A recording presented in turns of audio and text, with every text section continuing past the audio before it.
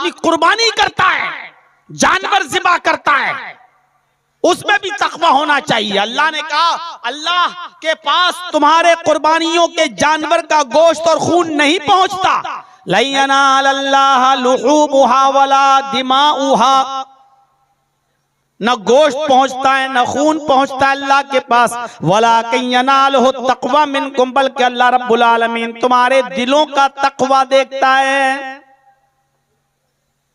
हम कुर्बानी का जानवर नहीं ला रहे हैं, पहले मेरा पड़ोसी लाएगा तब हम लाएंगे। पड़ोसी बेचारा 15,000 का बकरा ले आया, अब हम जा रहे हैं, मेरे पड़ोसी ने 15,000 का खरीदा, हम 20,000 का लेके आएंगे। ये तकवा नहीं है, ये दिखावा है। हमने बकरे का फोटो लेकर डाल दिया फेसबुक पर, अब लोग पूछ रहे हैं कमेंट में साहब कितने का बकरा लाए हो, बहुत अच्छा बकरा है। हम बता रहे हैं 20,000 का लाए, 25,000 का लाए। ये तकवा नहीं है। कुर्बानी के अंदर भी तकवा होना चाहिए। कुर्बानी का गोश्त और उसका खून अल्लाह को नहीं पहुंचता, दिलों का तकवा पहुंचता है।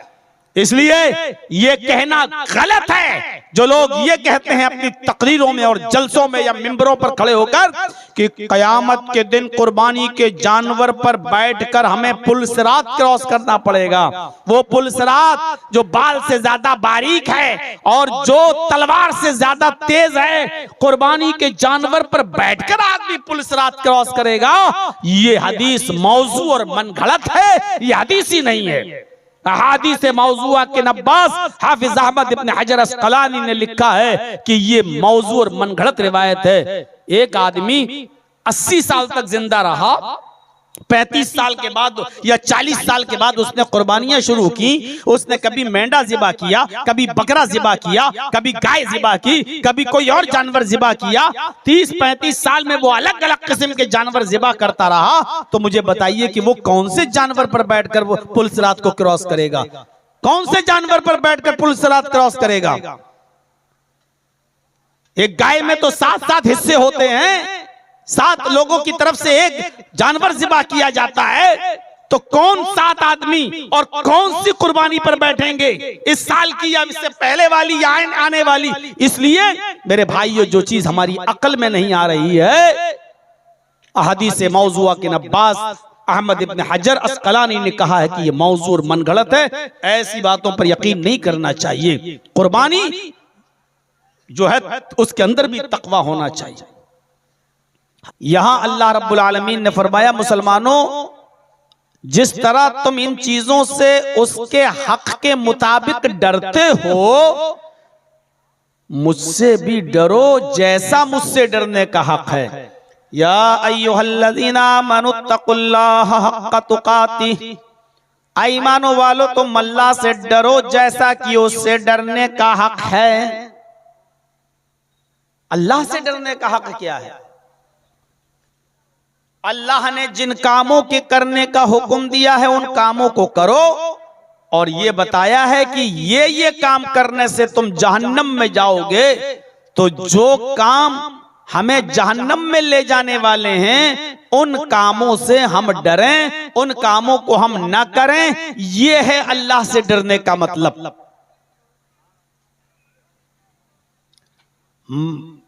मतलब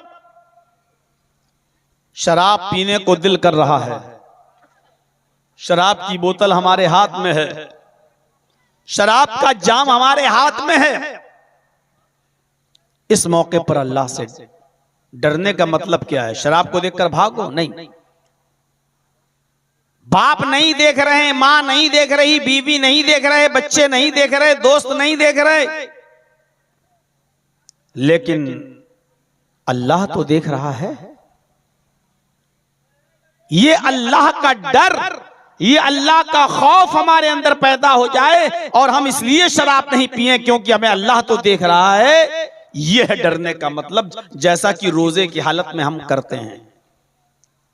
बीवी मैके गई है, बच्चे स्कूल गए, घर में हम अकेले हैं, फ्रिज मौजूद है, ठंडा पानी रखा है, रूह अफ़ज़ा की बोतल रखी है, घर में चीनी भी है, लेमू भी है, हम शरबत बनाकर पी सकते हैं, फ्रिज में रखा हुआ आम भी खा सकते हैं, फ्रिज में रखा हुआ सेब भी खा सकते हैं। मेरा कोई दोस्त नहीं देख रहा है, मेरी बीवी नहीं देख रही है, मेरे माँ नहीं देख रही है, मेरा बाप नहीं देख रहा है, मेरे बच्चे नहीं देख रहे हैं, लेकिन इसके बावजूद हम सेब की तरफ हाथ नहीं बढ़ाते हैं, हम आम की तरफ हाथ नहीं बढ़ाते हैं, फ्रिज में रखी हुई ठंडी बोतल की तरफ हम हाथ नहीं बढ़ाते हैं, क्योंकि जानते हैं कोई देख रहा हो या न देख रहा हो, लेकिन मेरा अल्लाह तो मुझे देख रहा है। अगर आज हम एक लुक़मा भी खाएंगे तो इसका अज़ाब हमें मिलेगा, जहन्नम हमारी मुंतज़िर है।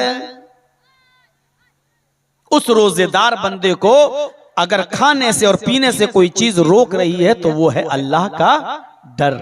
यही डर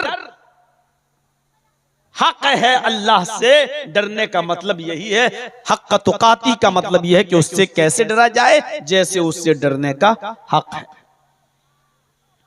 आप ट्रेन में सफर कर रहे हो और आपकी सीट मिडिल हो या लोअर बर्थ हो, आपकी नीचे वाली, आपके बर्थ के ऊपर मिडिल बर्थ पर एक आदमी सो रहा है और अपर बर्थ पर भी कोई आदमी लेटा हुआ है। आप रात में पेशाब करने के लिए उठे और पेशाब करके जब आए तो आपने देखा नीचे वाली लोअर बर्थ पर सोने के लिए जा रहे हैं, लेकिन आपने देखा कि मिडिल बर्थ के ऊपर एक आदमी लेटा है, उसकी जेब से 500 के नोटों की एक गड्डी निकल रही है बाहर और वो बेहोशी में है। आप हाथ बढ़ाकर निकाल लें तो उसको पता नहीं चलेगा। आपने पूरे ट्रेन के कोच में नजर डाली, आपने देखा सब सो रहे हैं, सब सो रहे हैं, कोई नहीं जाग रहा है, मौका अच्छा है, हम इसकी जेब से पैसा निकाल लेते हैं। जैसे ही आपने मिडिल बर्थ पर लेटे हुए आदमी की जेब में हाथ डाला और जो पैसा निकल रहा था बाहर, आपने उस नोट की गड्डी को हाथ बढ़ाकर खींचना चाहा, अचानक आपकी नजर सबसे ऊपर पड़ती है और आप देख रहे हैं कि अपर बर्थ पर लेटा हुआ आदमी आपकी इस हरकत को देख रहा है। आप क्या करेंगे? पूरा कोच सो रहा है लेकिन अपर बर्थ पर लेटा हुआ आदमी जाग रहा है जो आपकी हरकत को देख रहा है। आप क्या करेंगे? आप नोट की गड्डी वहीं जेब में रख देंगे और ऊपर वाले आदमी से कहेंगे, साहब इसकी जेब से पैसा गिर रहा था, हम तो रख रहे थे, आप गलत मत समझना। या आप ये कहेंगे कि देखो इसको मत बताना, जो कुछ भी हम इसकी जेब से निकाल रहे हैं आधा तुम्हारा आधा मेरा। या फिर आप उसको न देना चाहें तो चलती हुई ट्रेन के डब्बे से आप जंप लगाकर कूद जाएं, भाग जाएं, ये रिस्क आप ले नहीं सकते। रात के अंधेरे में चलती हुई ट्रेन से आप कूद नहीं सकते क्योंकि जान का जोखिम है, जान जाएगी, जान जाने का डर है। आप ये नहीं करेंगे। आपके पास वही दो ऑप्शन है, या तो ऊपर वाले को आधे में राजी कर लो या चोरी ही न करो और हाथ पैसा अंदर डालकर कहो कि इसका पैसा गिर रहा था, मैं अंदर कर रहा था। आप चोरी नहीं करेंगे।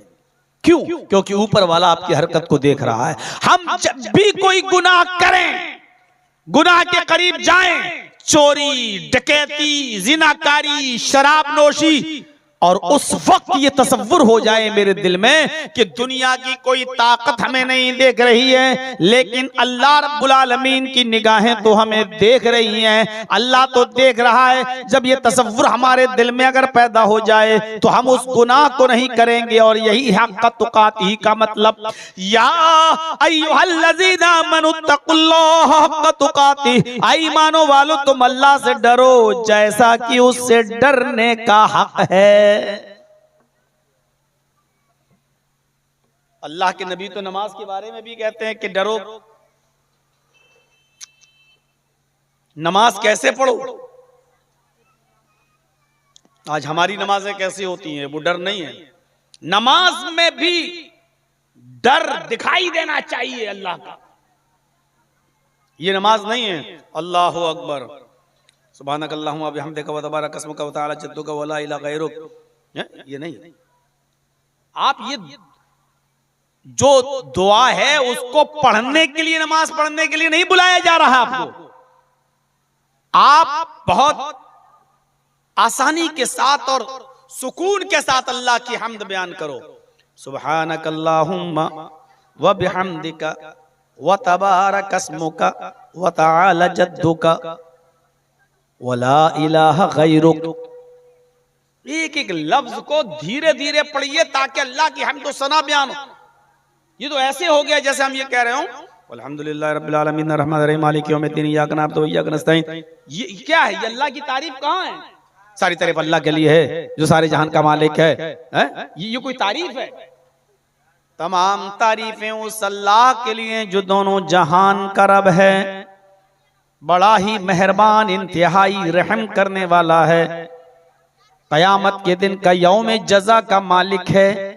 जब आप इस तरीके से तारीफ करेंगे अल्लाह की तो आप दुआएं इस तरह पढ़ेंगे अल्हम्दुलिल्लाहि रब्बिल आलमीन अर्रहमानिर रहीम मालिकि यौमिद्दीन।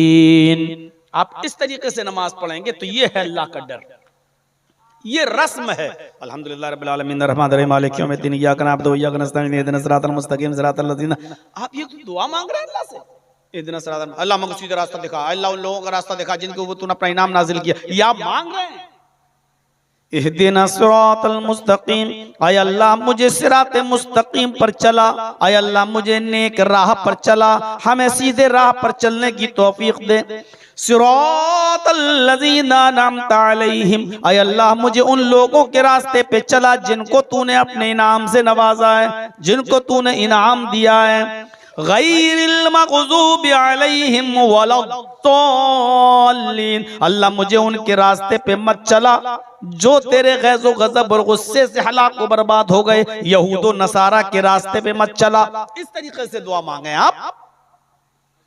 क्या आप हाथ उठाकर अल्लाह से ऐसी दुआ मांगते हो? अल्लाह मेरी बेटी का रिश्ता दे दे, अल्लाह तुम मुझे नेक बना दे, अल्लाह तुम मुझे अज़ाब कब्र से बचा ले, ऐसे दुआ मांगते हो आप? जब हाथ उठाकर दुआ मांगते हो तो यही कहते हो ना, अल्लाह तुम मुझे हिदायत दे, अल्लाह मेरे बेटे की बीमारी को दूर कर दे, अल्लाह मेरी बीवी के कैंसर के मर्ज को दूर कर दे। आप एक एक लफ्ज रुक रुक के दुआ मांगते हैं। अरबी में भी आप दुआ रटिए नहीं, तोते की तरह एक सांस में मत पढ़िए। आपको इसीलिए कहा जब नमाज पढ़ने के लिए खड़े हो ताबुदल्लाह का तरह, तो ये तसव्वुर करो कि तुम अल्लाह को देख रहे हो,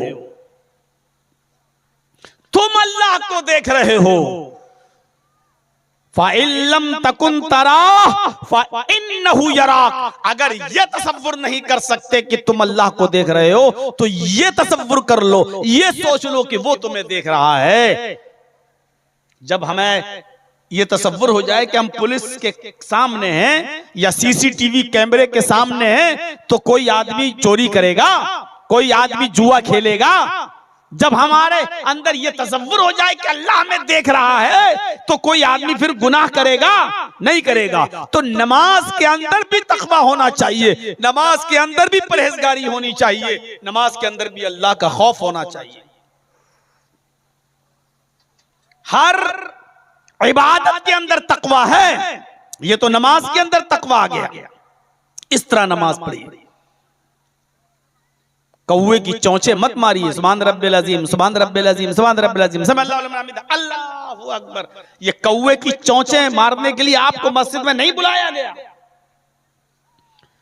और कोशिश कीजिए कि रुकू और सजदे की दुआएं आप याद करें। ये तो छोटी सी दुआ, सुभान रब्बियल अज़ीम, सुभान रब्बियल आला। कोशिश करिए रुकू में भी और सजदे में भी ये दुआ पढ़ने की, सुब्हानकल्लाहुम्मा रब्बना व बिहम्दिका अल्लाहुम्मा ग़फ़िरली। इसमें अल्लाह की हम्द भी है, अल्लाह की सना भी है और अपने लिए अल्लाह से मग़फ़िरत की दुआ भी है। सुब्हानकल्लाहुम्मा, पाक है हमारा रब, व बिहम्दिका, सुब्हानकल्लाहुम्मा रब्बना व बिहम्दिका, आए हमारे रब तू पाक है, सारी तारीफ तेरे लिए अपने हम्द के साथ। फ़ग़फ़िरली, आए अल्लाह तू मुझे बख्श दे, आए अल्लाह तू मेरी मग़फ़िरत फरमा। अल्लाहुम्मा ग़फ़िरली, आए अल्लाह तू मेरी मग़फ़िरत फरमा। ये रुकू की भी दुआ है, ये सजदे की भी दुआ है। कोशिश करिए कि इस दुआ को हम पढ़ें। ये दुआ सबसे अफजल और सबसे आला दर्जे की दुआ है। सुभान रब्बी अल अज़ीम भी है, हम इसको गलत नहीं कह रहे हैं, सुभान रब्बी अल आला भी है, लेकिन इसमें सिर्फ अल्लाह की तारीफ है। आपने अपने लिए क्या मांगा अल्लाह से? सुभान रब्बी अल, पाक है मेरा वो रब जो सबसे बड़ा है, अजीम है। ये तो अल्लाह की तारीफ हो गई। आपने अपने लिए क्या मांगा? सुभान रब्बी अल आला, पाक है मेरा वो रब जो सबसे बुलंद है, आला है, अरफा है। ये तो अल्लाह की हम्द हो गई। आपने अपने लिए क्या मांगा? जब आप अल्लाह की हम्द के साथ अपने लिए भी मांगे तो गौर करो, पहले हम डीएम की तारीफ करें और फिर हम अपने लिए कुछ मांगे तो कितना खुश होता है वो, है? साहब आप बड़े अच्छे हैं, आपसे पहले कोई ऐसा नहीं आया, और आप मानवता है आपके अंदर, इंसानियत है आपके अंदर, हमारे यहाँ पर भी एक कुआं दे दीजिए, हमारे यहाँ पर भी एक मरकरी लगा दीजिए, हमारे यहाँ पर भी एक रोड बनवा दीजिए।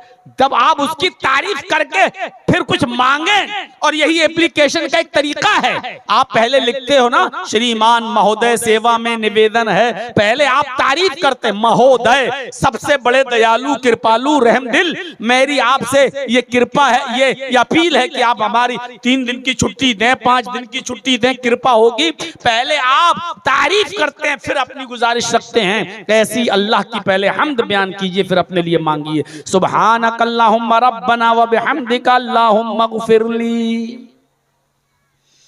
इस तरह से आप दुआ मांगिए मेरे भाइयों, फिर अल्लाह सुनता है,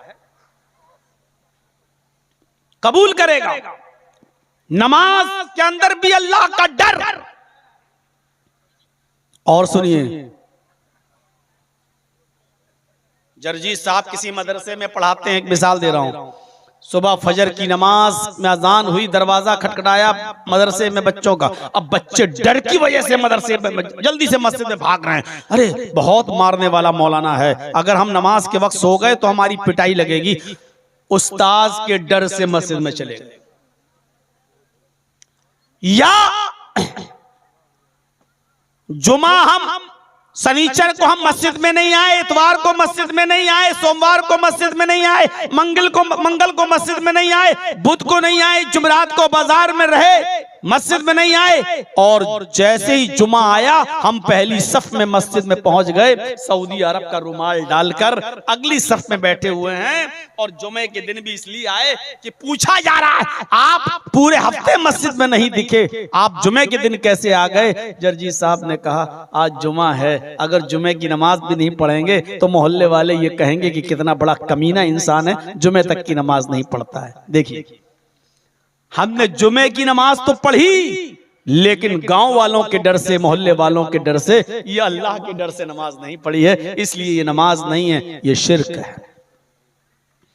अब आप जो खड़े हैं, जो रुकू कर रहे हैं, जो सजदा कर रहे हैं, वो अल्लाह के लिए नहीं कर रहे हैं, गांव वालों के लिए कर रहे हैं। और ऐसी नमाज के बारे में अल्लाह के नबी फरमाते हैं, मन सल्ला युराई फक़द अशरक, जिसने दूसरों को दिखाने के लिए नमाज पढ़ी, जिसने दूसरों की दिखावे के लिए नमाज पढ़ी, दूसरों को दिखाने के लिए मस्जिद में आया, फक़द अशरक, उसने शिर्क किया। दूसरों को दिखाने के लिए अगर कोई शख्स नमाज पढ़ रहा है तो उसने शिर्क किया। नमाज में भी अल्लाह का डर होना चाहिए, रोजे के अंदर भी अल्लाह का डर होना चाहिए, बल्कि रोजा तो इसीलिए फर्ज किया गया है ताकि तुम्हारे अंदर अल्लाह का डर पैदा हो।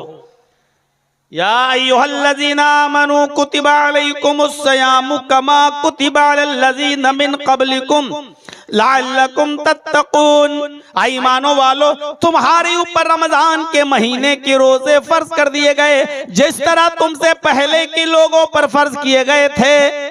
लअल्लकुम तत्तक़ून, ये रोजे तुम्हारे ऊपर इसलिए फर्ज किए गए हैं ताकि तुम्हारे अंदर तकवा पैदा हो जाए, ताकि अल्लाह का डर पैदा हो जाए, ताकि अल्लाह का खौफ पैदा हो जाए। रोजों के अंदर भी अल्लाह का डर, अल्लाह का तकवा पैदा होना चाहिए।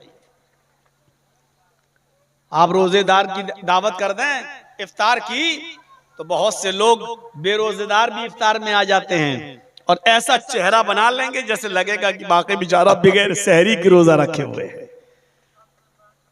ऐसे चेहरे आपको नजर आएंगे जो रोजे से नहीं, लेकिन चेहरा बनाने में बड़े माहिर होंगे, और ऐसा लगेगा जैसे वो बेचारे बगैर सहरी के रोजा रखे हुए हैं। मुंह बनाने में बड़े एक्सपर्ट होंगे। आप रोजा इफ्तार तो कर रहे हो, लेकिन रोजे से हो नहीं, रोजे में भी अल्लाह का डर होना चाहिए।